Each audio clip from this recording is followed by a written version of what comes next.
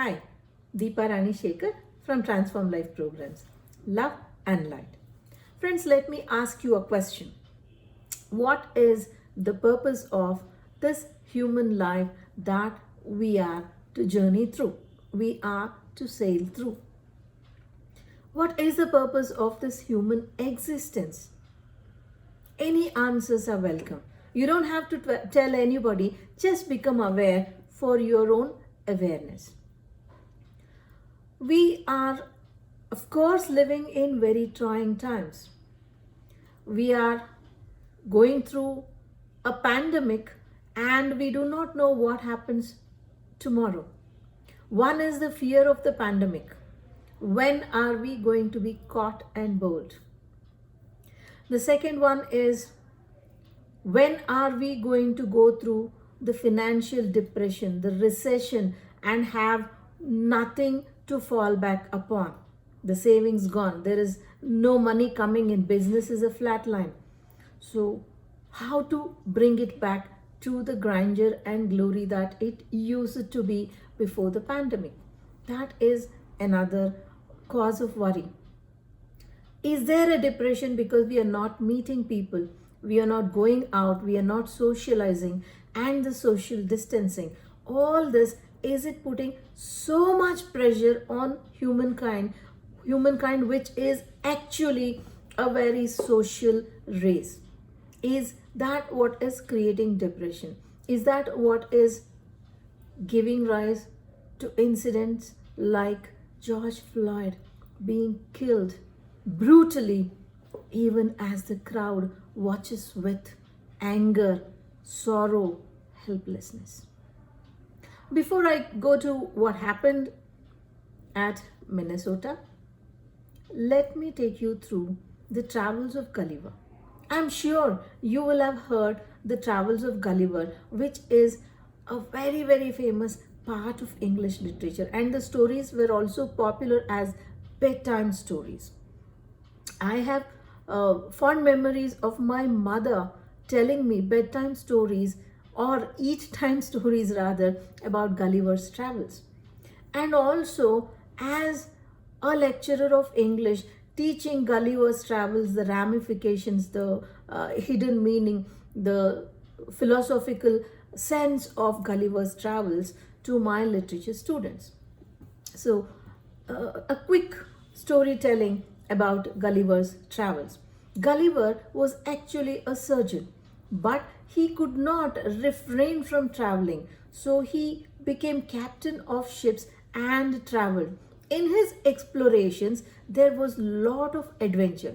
The first one was his journey to the land of Lilliput. The Lilliputs were barely 6 inches tall. But when his ship got wrecked and he had landed on the shores of the land of Lilliput, he woke up to see that his hands and foot were bound. His neck was bound. He couldn't even move. He couldn't move. And then he realized he was bound by tiny cords. Friends, imagine people who are just 6 inches binding a 6-foot man. What strength their cords had.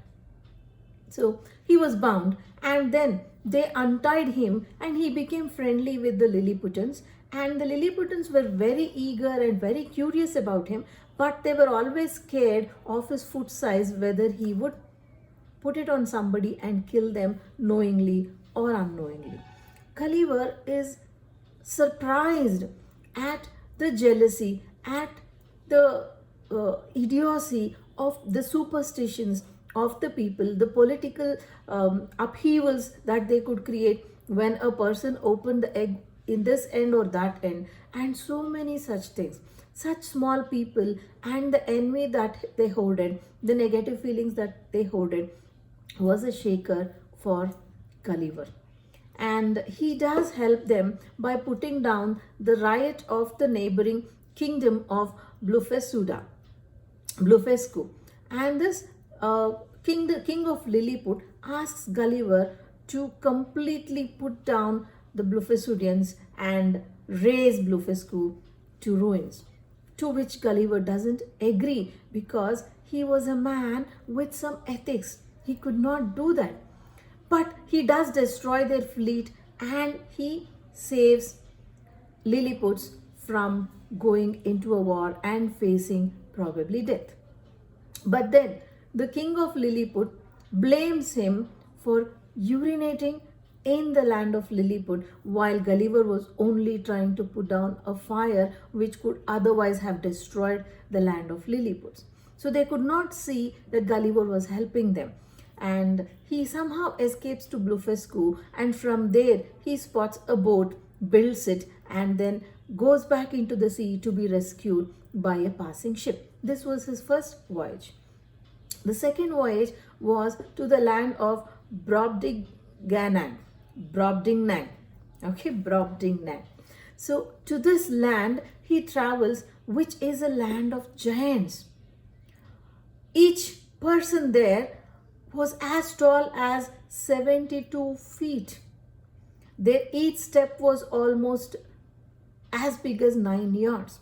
He is picked up by a farmer and he cares for him. His daughter mainly cares for Gulliver and looks after him. But the farmer puts Gulliver for exhibit and earns money, which is sickening for Gulliver.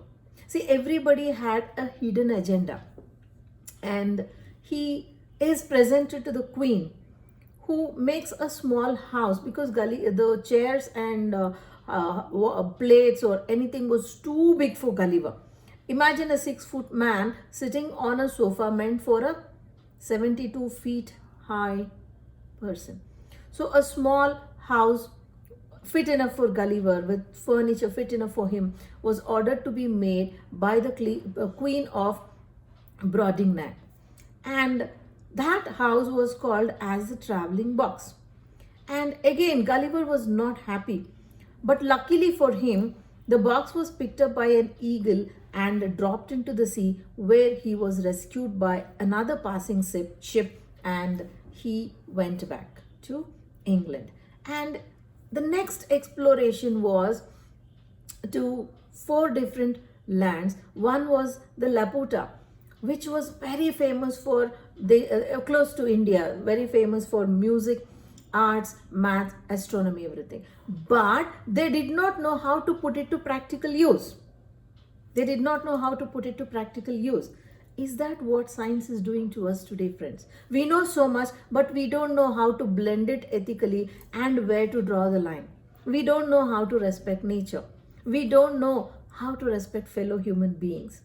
Are we going back in time? And from there he went to Balnibarbi. Balnibarbi was another land where they knew a lot of science, but they did not know the practical use of it, and that was disastrous. They used cucumbers to extract sunbeam. They used to soften marble to make it into pillow. Somehow Gulliver was not happy the way they were using science. And then he goes to Glububdrib, where he talks to the ghosts of historical figures like Julius Caesar, Brutus, Homer, Aristotle, and many more. And from there he goes to Luggnagg, which was the land of immortals. The people had no death. However, they did not have eternal youth, everlasting youth. So they became old, but there was no death. So they suffered the throes of old age, but they had no death. So, but officially they were declared dead at 80. So it's a little strange, right? Yeah, it's a little strange. So probably is that what happens when a person is comatose and is on life support? He has no everlasting youth, but there is no death until death actually takes him away. And from there he goes to Japan, and he decides not to go out into the sea anymore, but somehow he cannot. And on his 4th voyage, he goes to the land of Houyhnhnms, the land of horses, where he feels all the men, he calls them Yahoos. The Yahoos are very, very bitter, very conniving, scheming. He just doesn't like them. He feels they are deformed. The Yahoos are deformed, savage humanoids. And he just cannot connect to them. While the Houyhnhnms, the horses, have a very ideal way of life. They have very ethical means of life. And when he has to go back, he is not happy to go back. And he is kind of delivered forcefully back to England by a captain called Pedro.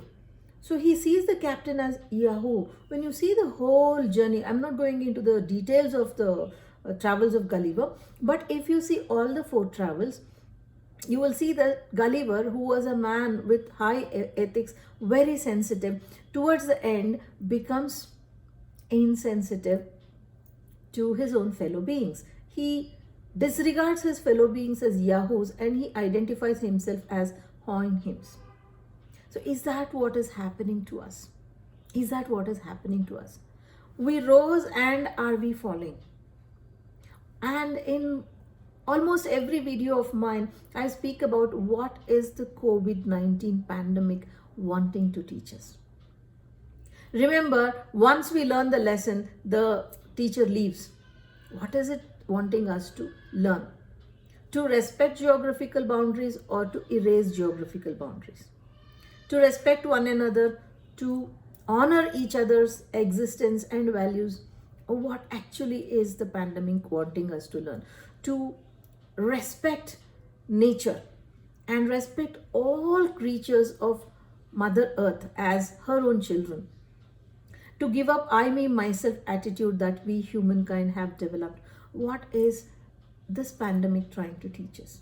So if you look at Gulliver's travels, from the simpleton that he was, he becomes an arrogant, bitter, pessimistic man.